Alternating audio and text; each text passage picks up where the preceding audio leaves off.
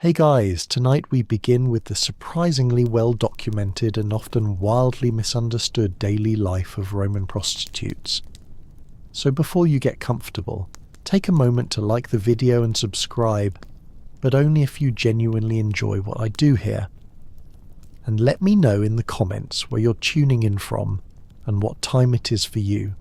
It's always fascinating to see who's joining us from around the world. Now, dim the lights, maybe turn on a fan for that soft background hum, and let's ease into tonight's journey together.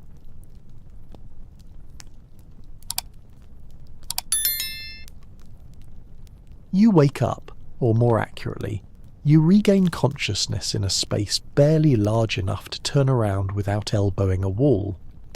Congratulations, you live in a cellar, the ancient Roman version of a work-from-home setup. If your home was a broom closet and your job required body oil, these rooms were standard issue for many of Rome's working women. Located in brothels, lupanars, or stacked above taverns and bathhouses, they were tiny windowless chambers that doubled as both living quarters and workspaces. Think of it as a studio apartment designed by someone who hates light, air and privacy. Your mattress is straw-stuffed, possibly shared with fleas, and smells faintly of wine, smoke and disappointment.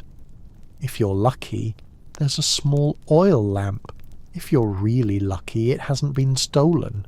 Your few possessions, some cheap makeup, a comb, and maybe a bronze mirror if times are good, are shoved into the corner like they too are tired of being here. There's no running water, there's no plumbing, there's a bucket you try not to think about. Bathing. That'll be a group activity later at the nearest public bathhouse, where the water is communal and the awkward eye contact is free. But there's no time to lounge because your room is also your office, and business hours are whenever someone knocks or barges in or yells through the door. Yes, privacy is a modern concept. Here in Rome, walls are suggestions and doors are decorative. Most days begin with a quick clean-up of the room, sweep out yesterday's dust, wine stains, and any lost sandals left behind by last night's visitors. Then comes the prep. Face powder, rouge, and enough perfume to qualify as flammable. You're not trying to smell good. You're trying to smell better than the guy in line behind you. You practice your best sultry half-smile in the bronze mirror. Not because it works, but because pretending helps. A customer once described you as charmingly awake, and you're still riding the emotional high from that. Because here in the cellar, every day begins the same, cramped, rushed, and filled with just enough dignity to make it to lunchtime. After waking up in your glorified broom closet, it's time to prepare for another day of impressing clients and surviving public judgment. But first, hygiene, or what passed for it in ancient Rome. There is of course no private bathroom. That luxury is reserved for the wealthy, and even they just had pots with ambition. As a working girl in a city that worships marble statues but accepts open sewers, your best option is the nearest public fountain or bathhouse, depending on your mood and threshold for awkward nudity. If you're pressed for time, and let's face it, you usually are, you go for the quick rinse at the communal fountain. Splash some water on your face, rinse out your mouth with wine if you're fancy, and hope the fountain hasn't been used to clean a chicken that morning. There's no soap, but maybe you've got a bit of natron, a salty cleaning powder that exfoliates your skin and your self-esteem. If business is slow and coins are jangling in your little purse, you might splurge on a visit to the public baths, the great Roman equalizer. Everyone's there. Merchants, soldiers, philosophers, and that guy who talks too loudly about his hemorrhoids. You undress, store your belongings in a niche you trust way too easily, and wade into tepid water full of floating philosophical debates and someone else's toenail. Inside, you sweat in the steam room, scrape yourself with a strigil, a curved metal blade, and enjoy a brief moment of being the cleanest person in your street, a title that lasts about 5 minutes. After the bath, you dry off, apply more perfume, and try to remember if anyone's invented deodorant yet. They haven't. To finish the look, a bit of chalk-based face powder, a hint of rouge for the cheeks and lips, and kohl around the eyes. Not to highlight your beauty, but to hide the fatigue. Clients don't want to see the woman who's already dealt with 3 senators and a sailor before noon. They want mystery, allure, and someone who doesn't smell like old lentils.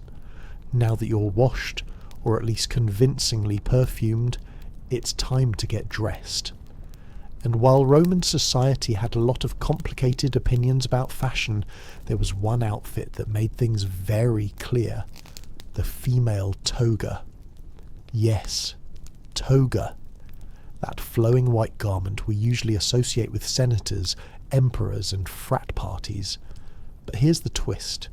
In Rome, a woman wearing a toga wasn't making a political statement. She was making a professional one. It was a visual billboard for "I'm not a respectable matron, and I am available for negotiation."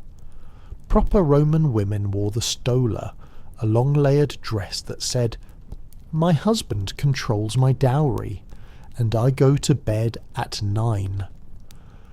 Prostitutes, on the other hand, were denied the stola by law, and required to wear a toga, often short, brightly coloured, and intentionally flashy. Think less Grecian goddess, more visible from across the forum. The look was usually accessorised with cheap jewellery, bronze or glass beads, and maybe some loud earrings. The goal wasn't elegance, it was visibility. When you're competing with 20 other women in a 100-metre radius, subtlety is a luxury you can't afford. Footwear, likely simple sandals, maybe even barefoot depending on location and budget. Comfort wasn't a priority. You're going to spend a lot of the day standing, walking, and occasionally sprinting away from a bad client or an overzealous moralist. Hair was its own ordeal. Roman prostitutes often curled and dyed their hair, sometimes wearing wigs, especially blonde ones imported from Gaul. Blonde hair had a certain exotic appeal in Rome, kind of like imported luxury soap, only more alive. And let's not forget the finishing touches: makeup, pale face powder to contrast with red lips and cheeks, and thick kohl eyeliner to make your eyes pop, or at least look less sleep deprived. Once fully dressed, you looked obvious, and that was the point. In a city of 1 million people, your outfit was your business card.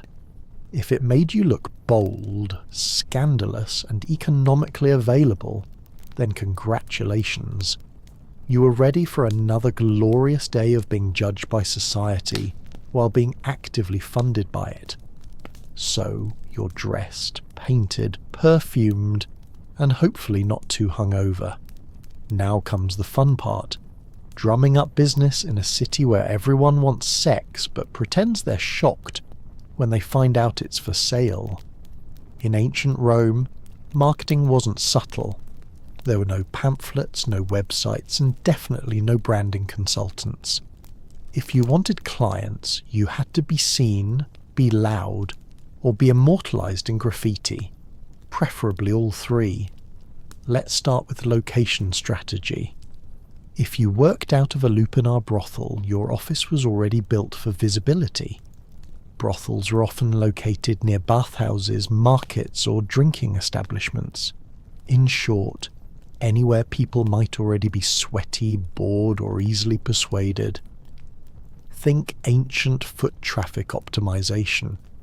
Standing in the doorway wearing your finest look-at-me outfit, you'd call out to passers-by with a mixture of flattery, negotiation, and time-sensitive offers, 2 denarii if you're quick.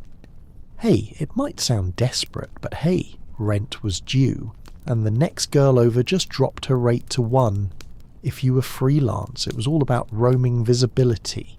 You might hover near temples because nothing says divine inspiration like temptation, or hang around taverns ready to flirt with a tipsy legionary who still had some coin left and questionable judgment. But perhaps the most bizarre and weirdly effective form of Roman advertising: wool graffiti.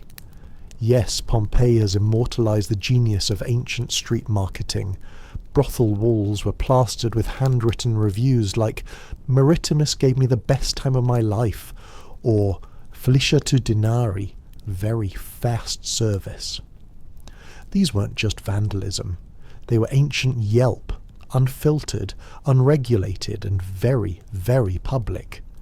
Some women even paid someone to write their name and speciality somewhere visible, usually near tavern entrances or on columns.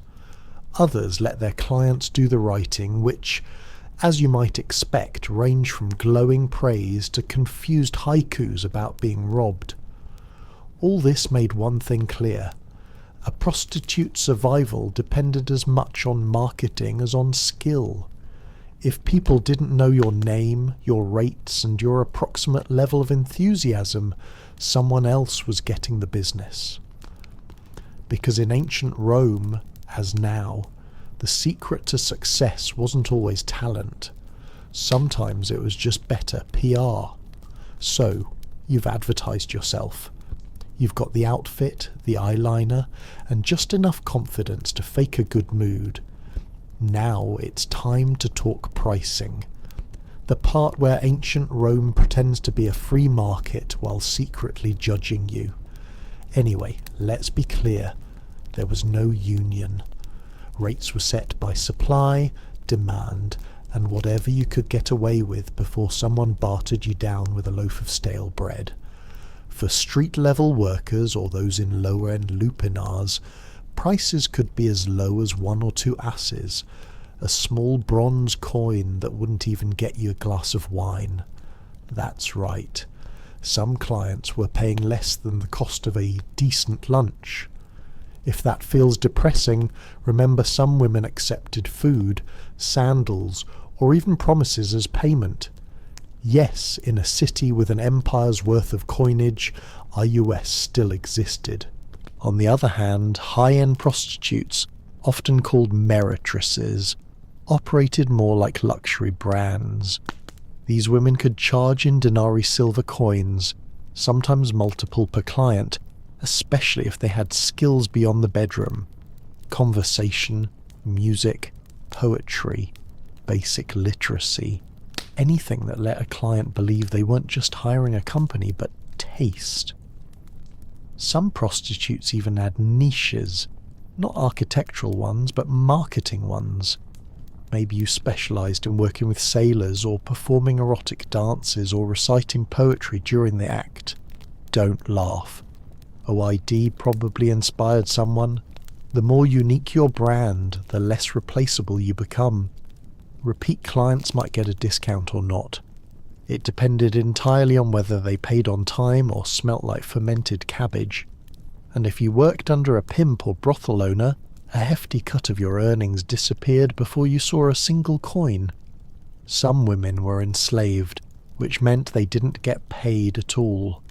Just food, shelter, and a vague promise that one day they might buy their freedom if they somehow won the Roman lottery. Welcome to the lupanar, the Roman brothel. It's not luxurious, but it has walls, which already makes it more dignified than working behind a tavern. Technically, it's a place of business. Realistically, it's a sweaty stone maze of bad decisions. The term pinar comes from lupa, meaning she-wolf, which the Romans used as slang for prostitute. That's right. Your job title was also your animal comparison. Not exactly empowering, but at least it's consistent. Most lupinars were 2-story buildings crammed between bathhouses and bars, perfect for catching foot traffic from half-drunk senators and bored sailors. Inside, you've got a narrow hallway lined with tiny rooms, each equipped with a stone bed, a thin mattress, and just enough space to reconsider your life choices. No doors, just curtains for that open floor plan vibe. Privacy, that's something rich matrons had. You've got damp linen and the sound of someone snoring through your shift wall. You're not alone, of course. A proper lupinar had several working women and one delightful parasite known as the Leno pimp or Lena madam. Their job was to take a cut of your earnings, promise repairs that never happened, and occasionally yell things like, "Work faster, he's important." Clients ranged from nervous teenagers to sweaty legionaries and balding senators, claiming this was just a philosophical visit. Some were in and out faster than a dropped dinarius. Others tried to talk about their poetry, which frankly was worse. During downtime, you'd sit near the entrance, giving your best, "I'm flirty but dead inside" expression, while calling out to passing foot traffic. Marketing was mostly volume-based. 2 coins, special today. I'll pretend to listen. And yes, the walls were covered in graffiti, ancient Yelp reviews etched lovingly into the plaster. Felix was here twice, or Tice gives a good time. Occasionally someone got artsy and drew pictures. Proportions were rarely accurate. Confidence, however, was never lacking. Working in a lupinar wasn't glamorous, but it was consistent. A roof over your head, a bed if you squint. And if nothing else, you'd always have a front row seat to humanity's weirdest parade. Not every Roman prostitute worked in a lupinar. Some preferred or were assigned to the equally glamorous world of taverns. If the brothel was a chaotic office cubicle, the tavern was more like working in an open-air startup with more vomit and fewer stock options. Taverns, kulponi or popinai, were where Rome's finest drunkards, merchants, off-duty soldiers, and guys named Gas with gambling debts gathered to drink, shout, and pretend they understood Virgil. For prostitutes working here, the motto was simple: serve the wine, sell the charm, dodge the gropes. A typical shift involved pouring watered-down wine into dirty cups for people who wouldn't notice the difference.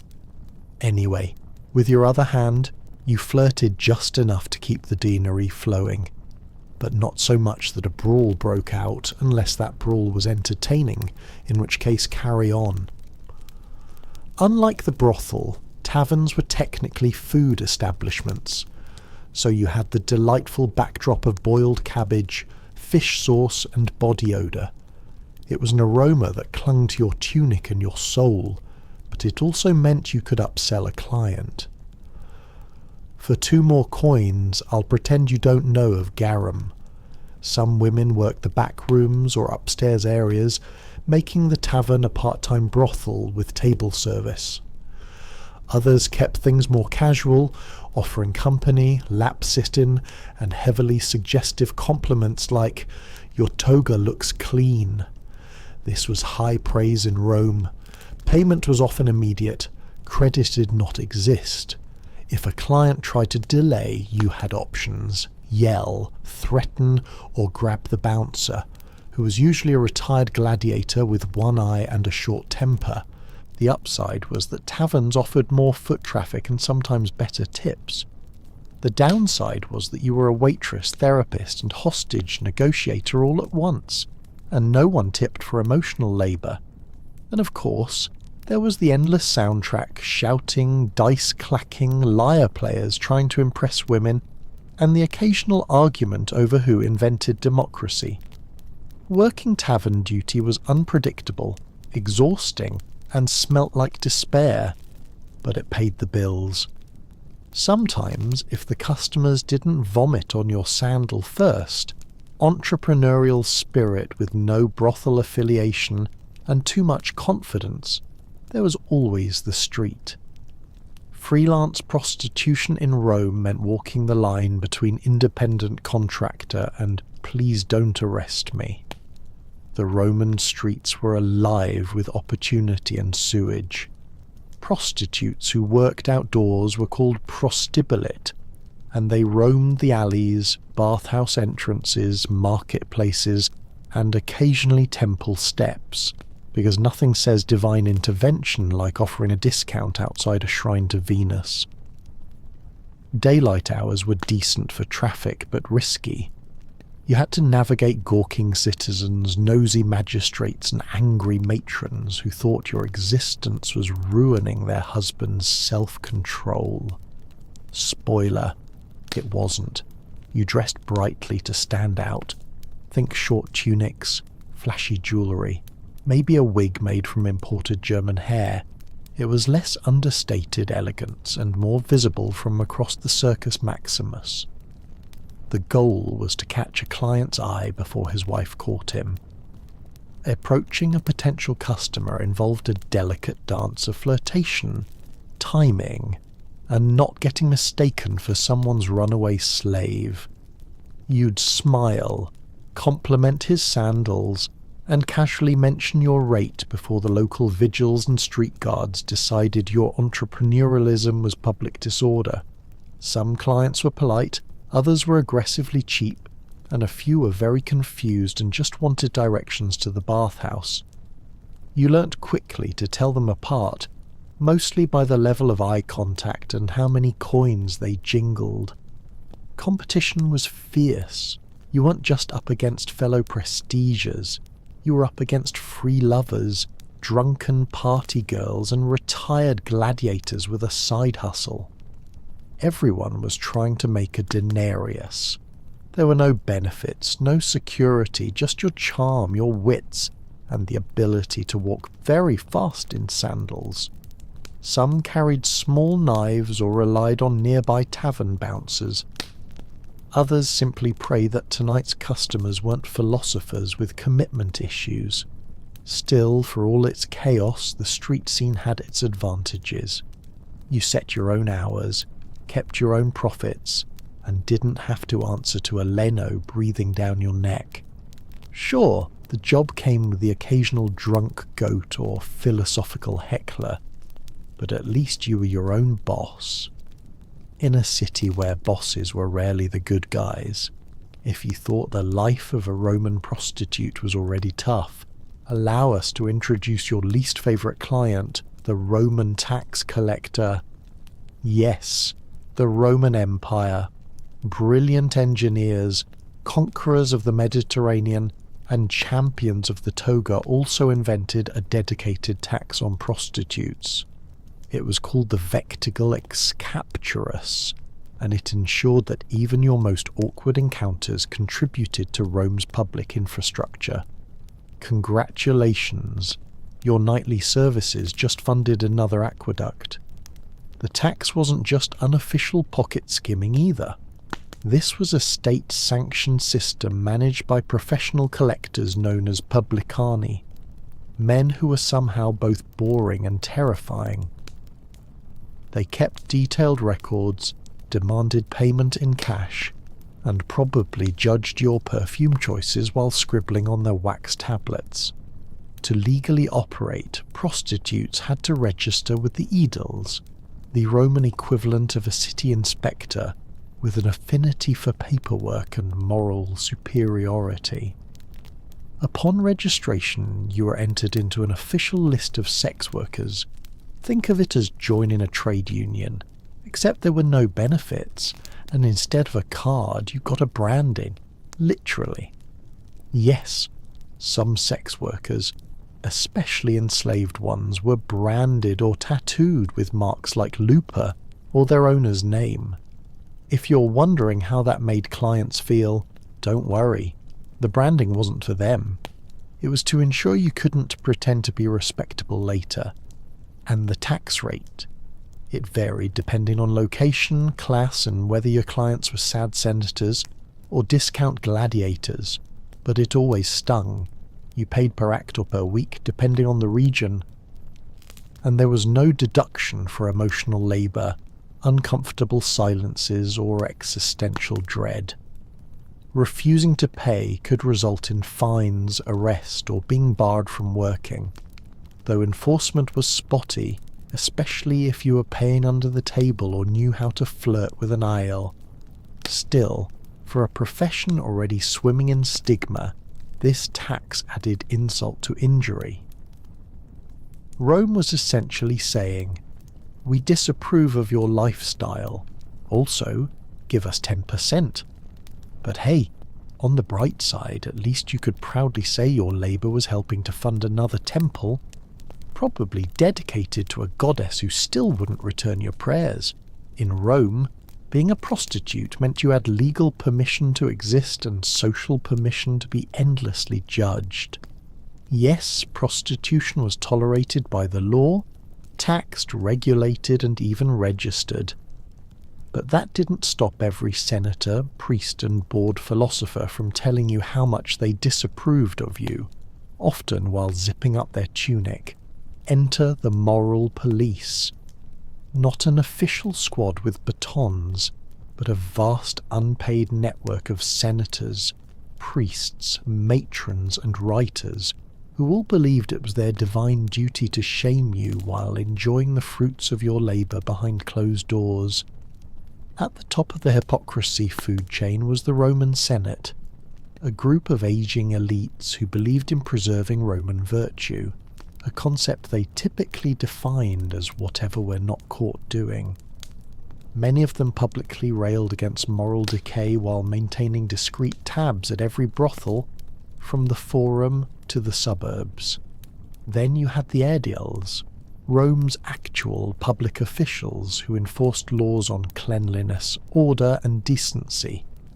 Their job was to regulate brothels, inspect establishments, and sometimes fine women for being too obvious about their profession, which again was legally required to be obvious. You couldn't make it subtle if you tried. Writers like Juvenal and Seneca had a field day. They mocked prostitutes in verse, lumping them in with greedy merchants, loud women, and horror of horrors, women who read books. And yet these same writers gave vivid, suspiciously detailed descriptions of brothel life, almost as if they'd done extensive research. Even Roman matrons, the respectable wives of the elite, got in on the judgment. They wouldn't speak to you, of course, but they'd walk past your street corner with a gaze that could sterilize a fig tree.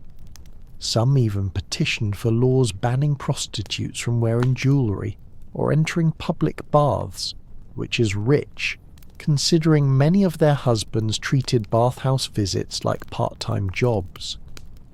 Working as a Roman prostitute came with certain occupational hazards, namely disease, injury, and whatever that thing was the sailor from Brundium left behind.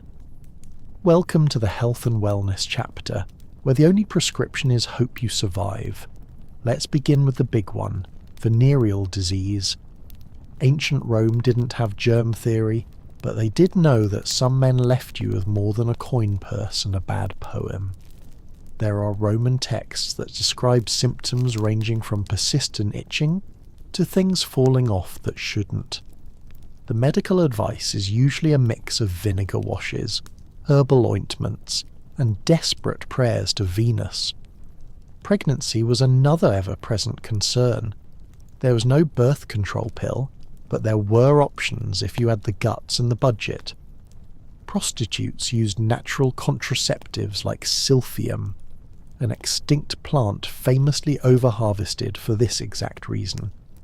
Animal intestines as crude condoms and wool tampons soaked in herbal concoctions. Effectiveness somewhere between maybe and miracle. If pregnancy occurred, things got complicated. Some women carried to term and raised their children, often within the brothel itself. Others gave infants up to foundling homes, or worse, the open streets. Infanticide wasn't legal, but turning a blind eye was practically a civic duty. For day-to-day ailments, sore muscles, cuts, and stress-induced rage blackouts, The go-to remedy was usually wine, opium, or a slap from your leaner to stop whining. If that failed, you might visit a temple of Asclepius and sleep on the floor, hoping for a healing dream. Ancient wellness culture was less spa weekend and more mystical nap with side effects. Infections were common, hygiene was ambitious. There were no gloves, no antiseptics, and absolutely no one washing their hands before sticking fingers where fingers had no business being. And let's not forget the emotional toll. Depression, trauma and anxiety are all part of the job. Rome didn't have therapists. You had fellow prostitutes, wine, and the occasional stray cat who listened without judgment. In a city where divine intervention was blamed for everything from floods to flatulence, prostitutes weren't just dodging moral judgment, they were also trying to stay on the gods' good side, or at least bribe them for health, luck, and a low-maintenance clientele.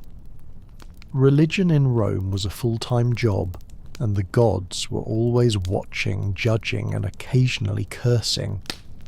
But the divine pantheon had a few deities who were, let's say, more lenient toward your profession. First, there was Venus, goddess of love, beauty, and general poor decision-making. Many prostitutes dedicated small altars to her in their rooms. Offerings of flowers, perfume, or a coin were made in hopes of attracting wealth, charm, or at the very least, clients who didn't smell like boiled goat. Then came Fortuna, goddess of luck. Given how random your daily income was, ranging from a gold bracelet to 3 mouldy grapes and a promise, Fortuna was kind of a big deal. You might wear a charm bearing a likeness, or mumble a quick prayer before a customer with too many rings and suspiciously clean sandals walked in. But religion wasn't all glitter and flirtation. The darker side of belief included superstition, omens, and magical countermeasures. Because when in doubt, blame the spirits. You'd burn incense to ward off the evil eye, tie red cords around your ankle for protection, or hire a professional witch to curse a rival prostitute's hairline. Don't laugh. Cursed tablets called defixiones have been found all over Roman brothel districts. Many read like ancient Yelp revenge reviews. May her tongue rot. May her clients dry up. May she trip in the street and land in donkey dung. If you were enslaved, you might also pray to Mercury, the god of commerce and transactions. Because let's be honest, your life was one long receipt. And if you were lucky enough to save up for freedom, Libertas, the goddess of liberty, got a private altar and a slightly more expensive candle. All this spiritual effort wasn't just tradition, it was survival with flair. When Rome gave you judgment, disease, and rude senators, the gods were your HR department, mostly useless, occasionally helpful, and always accepting offerings. Love in the Roman world of prostitution was complicated. At best, it was a pleasant delusion, and at worst, a financial liability in a tunic. Clients fell in love all the time, or claimed they did, usually after 3 cups of wine and half a monologue about their mother. Some were sincere, some were drunk, and some were trying to get a discount. "But baby, I'm different," they'd say, clutching your hand like a tragic poet, and you'd nod politely, mentally calculating how much they still owed you. Some working women reciprocated these feelings, or at least pretended to. Emotional labour was part of the package. Smile, listen, and pretend his toga doesn't smell like despair. For a few clients, you might even develop something real: attachment, affection, or just mutual exhaustion. But more often than not, romance was a dangerous distraction, especially when you remembered that Rome legally categorized you as infamous, meaning you could not legally marry a citizen even if you wanted to. That didn't stop people from trying.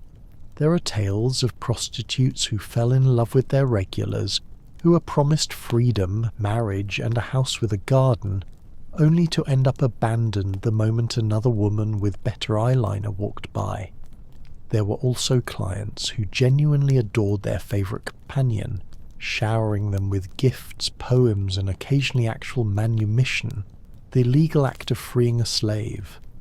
These stories exist, but they were the exception, not the rule. Among fellow prostitutes, real bonds were more likely. You worked side by side, endured the same insults, and shared the same lice. Some of these friendships became sisterhoods.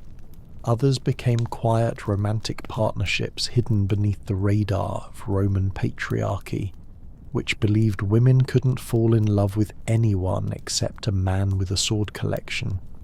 And of course, there were lies you told yourself that one day you'd quit, that your best client really would take you away, that if you could just save a little more, you'd open a perfume shop in Austria and never look back. Maybe it wasn't true, but in Rome, everyone had a fantasy. Yours just came with better lighting and lower expectations. In the Roman world of sex work, beauty was currency, and youth was the exchange rate. So, what happened when the blush wore off, the client stopped lingering, and your joint started popping louder than your earrings? Simple. You aged out, but you didn't disappear. Some women, having saved carefully or miraculously, having had a client with both money and follow-through, managed to buy their freedom if they were enslaved and start over. The luckiest opened taverns or bathhouses, renting out rooms to the next generation of desperate optimists. Others became madams, len, the brothel version of upper management. Less action, more shouting. As a Lena, you didn't need to be young or pretty. You needed to be sharp, intimidating, and fluent in threats involving sandals and overdue debts. You ran the schedules, kept the books, and made sure the curtains were only mildly horrifying. Clients feared you. Workers pretended to respect you. The Edels sighed when they saw you coming. Other retired sex workers leaned into fortune-telling. After all, when you've heard every confession and watched every mistake walk through the door, predicting doom becomes second nature. A few became unofficial therapists, wise women or herbalists offering advice laced with sarcasm and slightly incorrect medical suggestions. But many simply kept working because Rome wasn't in the habit of offering pensions to women who'd spent 2 decades in a toga. Older prostitutes still had clients. They just adjusted their marketing. Less blushing flower, more experienced, discreet, and tolerates poetry. Physical appearance mattered, but so did reputation. A woman known for conversation, kindness, or mind-blowingness. Astrology readings could remain in demand long after her prime. And for those with no savings, no patrons, and no lucky breaks, the options weren't kind. You begged, you cleaned temples, and you worked until your hands turned into shriveled olives. Rome didn't care how you got old, only that you did so quietly. But here's the truth. They didn't carve into marble. For many, survival itself was the achievement. And if you made it to old age with your wit intact and at least one working sandal, you were already a legend. When people think of ancient Rome, they picture marble statues, grand speeches, and emperors with questionable family trees. What they rarely picture is the woman leaning in a brothel doorway, adjusting her wig and mentally calculating how many coins she needs to not starve next week. Roman prostitutes didn't just work in the shadows. They've been kept there by history, carefully edited out of the noble narrative. so school children could learn about aqueducts without asking uncomfortable questions. Yet they were everywhere in graffiti, legal records, satire, poems, love letters, curse tablets and receipts. Yes, actual receipts. They were a fixture of daily Roman life, even as society treated them like morally contagious wallpaper. What history usually gets wrong is the assumption that these women were powerless victims or morally bankrupt seductresses. In reality, many were savvy, adaptable, and, dare we say, better at business than half the Senate. They knew how to read a client, negotiate terms, avoid danger, and hustle a living in a city that cheered gladiators and stoned anyone who wore the wrong shoes. And they weren't all the same. Some were enslaved, some free. Some catered to the wealthy, others to whoever had 2 coins and bad breath. Some hated every second. Others carved out small corners of power and routine. Most existed somewhere in between, like everyone else in Rome, pretending they weren't tired. Their stories were rarely written by them. Instead, they were remembered by poets looking for metaphors, by moralists clutching their pearls, or by archaeologists piecing together Pompeii's raciest wall scribbles. But here's what's remarkable. They're still visible in stone carvings, in sarcastic graffiti, in laws and loopholes, and offhand mentions in love poems. These women were erased from respectability, but not from reality. They worked, they laughed, they scammed, they wept, and they endured. All without marble statues or gilded tombs, just faint ink on a crumbling wall. Marissima was here and worth every coin. So the next time someone waxes poetic about the glory of Rome, remember behind every toga-clad philosopher was a working girl keeping the economy and the gossip alive. In the world of the Vikings, warfare was a constant presence, and with it came injuries, deep cuts from swords, axe wounds, broken bones, and burns from fire and frost on the battlefield or back in the village. It was the lechner, the healer, who was called upon to treat the wounded. These individuals were respected members of society, combining the practical knowledge of herbs with the spiritual traditions of Norse belief. Among the most trusted herbs in a Viking healer's collection was yarrow, or milfoil. Known for its ability to staunch bleeding, yarrow was used widely across northern Europe. Viking healers would crush the leaves and apply them directly to wounds, either alone or mixed into a poultice.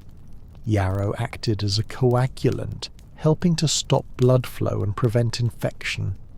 It was believed to possess sacred properties, with legends connecting its power to Odin himself. The preparation of such remedies was both methodical and rooted in cultural ritual. The healer might wash the wound with boiled water infused with antiseptic herbs, apply crushed yarrow, and bind the area tightly with linen or animal skin strips. In some cases, chants or prayers were recited during the process, invoking protection or healing from the gods. Healing was not just physical, it was also spiritual. Beyond battlefield wounds, yarrow was used internally as well. A tea made from its flowers and leaves could reduce fevers, ease digestive complaints, or help relieve menstrual cramps. It was a versatile plant and one that could be found growing throughout the Viking homelands, in fields near rivers, or in small garden plots maintained by women of the household. Healers in Viking society had a deep understanding of their environment. They knew which plants grew in which seasons and how to harvest them properly, and how to preserve them for use during the long, dark winters. Knowledge was passed down through generations, often from mother to daughter or from elder to apprentice. These traditions blended elements of Germanic herbal lore with the rich cosmology of Norse mythology. In a world without hospitals or modern antibiotics, the skill of the healer and the power of plants like yarrow were essential to survival and to maintaining strength in a warrior-driven culture. While yarrow addressed bleeding and surface wounds, the Viking healers' battle against infection required deeper remedies. One of the most revered herbs in this regard was Angelica. Angelica archangelica, a tall aromatic plant with hollow stalks and umbelled clusters of greenish-white flowers. It thrived in the cold climates of Scandinavia and was considered so valuable that it was cultivated in monastery gardens long after the Viking Age ended. Angelica held a central place in early Northern European medicine.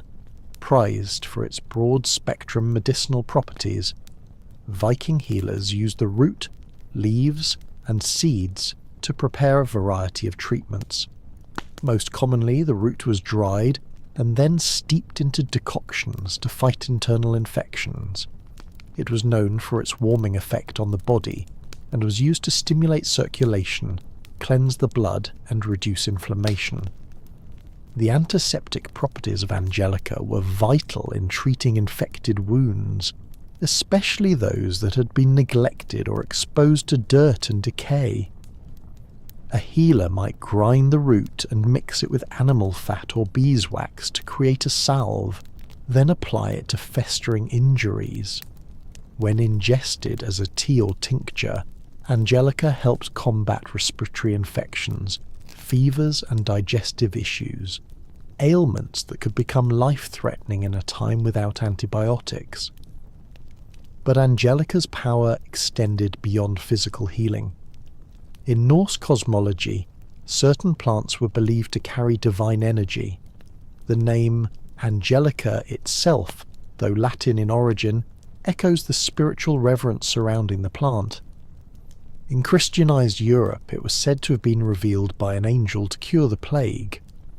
While Viking belief systems were different, they too held that some plants were gift from the gods. It is likely that Angelica, with its strong scent and dramatic appearance, was associated with protection and sacred power. Women who often served as herbalists within the household used Angelica to treat gynecological conditions. It was thought to regulate menstrual cycles and ease childbirth, a dangerous and sacred moment in Norse society. Because of its reputation as a purifier, Angelica was also used in smoke rituals to cleanse homes and ward off disease during times of illness. In every Viking community, from remote farms to coastal trading towns, Angelica was a cornerstone of natural medicine. Its effectiveness and symbolic weight made it a trusted ally in the healer's quest to preserve life in a harsh and unpredictable world. As spring arrived in the Viking world, it brought with it one of the most vital remedies for fever and fatigue: birch sap. The birch tree, widespread across Scandinavia, was more than just a source of wood. It was a living pharmacy.